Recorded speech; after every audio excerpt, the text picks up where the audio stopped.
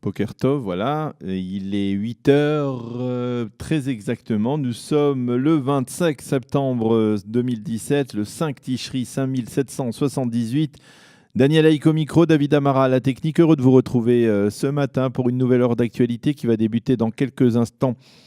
Comme chaque matin par les grands titres de la matinée, vers 8h10, nous serons avec notre invité de la rédaction qui sera avec nous dans ce studio. Il s'agit de Daniel Onuna qui est Olé Hadash, qui est handicapé. Nous allons parler avec lui du mouvement de protestation des handicapés israéliens qui prend de l'ampleur. On l'a vu en particulier hier avec le blocage de plusieurs routes et autoroutes un peu partout à travers le pays, dans le centre du pays plus exactement.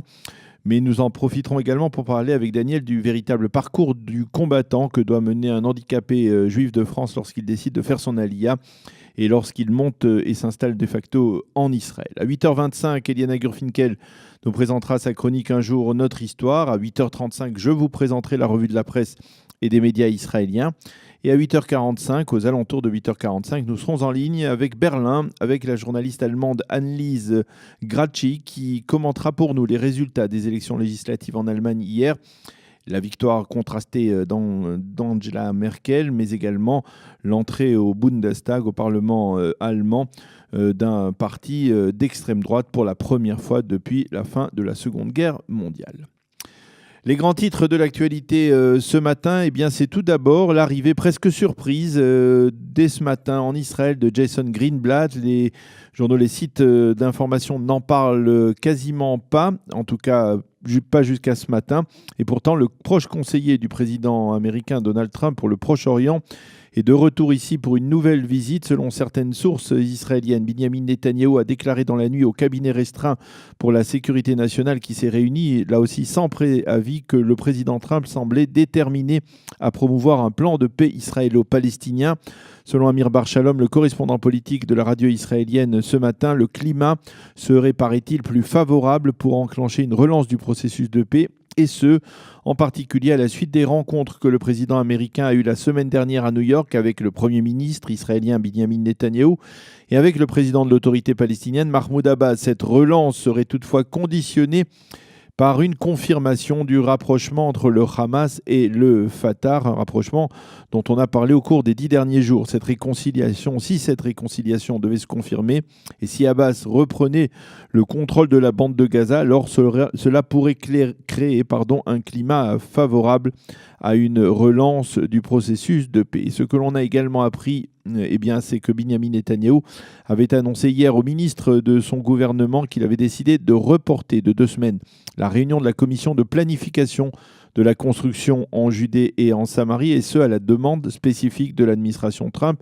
Motif invoqué, l'administration américaine tente donc actuellement de relancer le processus de paix avec les Palestiniens, et elle ne craint que les décisions qui auraient été prises par cette commission de planification, à savoir entre autres l'annonce de la construction de dizaines voire de centaines d'unités de logement au-delà de la ligne verte, aurait risqué de torpiller donc ces efforts en ce sens. Ceci étant, est toujours à la demande du président américain Donald Trump, que M. Netanyahou a rencontré la veille de son discours à l'Assemblée générale des Nations unies, le Premier ministre israélien envisage une série de mesures économiques d'apaisement à l'intention des Palestiniens. L'une d'elles serait l'élargissement de la route d'accès à la nouvelle ville palestinienne de Rawabi en Samarie.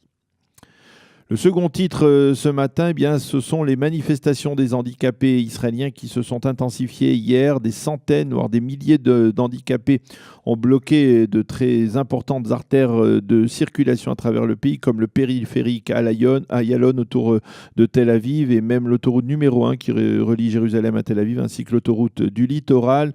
Ces handicapés exigent une augmentation substantielle de leurs allocations. Hier soir, ils ont indiqué aux automobilistes israéliens qui ont été bloqués et qui n'étaient pas particulièrement contents qu'ils ne devaient pas se plaindre à eux, mais plutôt au gouvernement qui refuse jusqu'à présent de tenir compte de leurs revendications. À la suite des manifestations monstres d'hier, la police a décidé, elle, de durcir le ton envers les handicapés. Elle a décidé d'interdire le blocage d'autoroutes par les manifestants, une décision déplorée par l'état-major qui conduit le mouvement de protestation.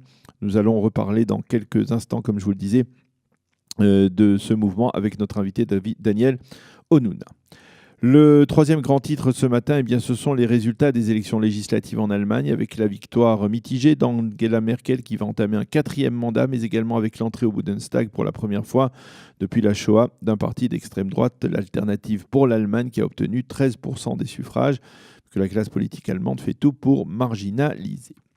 La météo, le temps sera normal pour la saison. Il fera aujourd'hui 27 degrés à Jérusalem, 29 à Tel Aviv et 36 degrés à Eilat. Nous allons marquer une pause et on se retrouve dans quelques instants avec notre invité de la rédaction pour parler du mouvement de protestation des handicapés.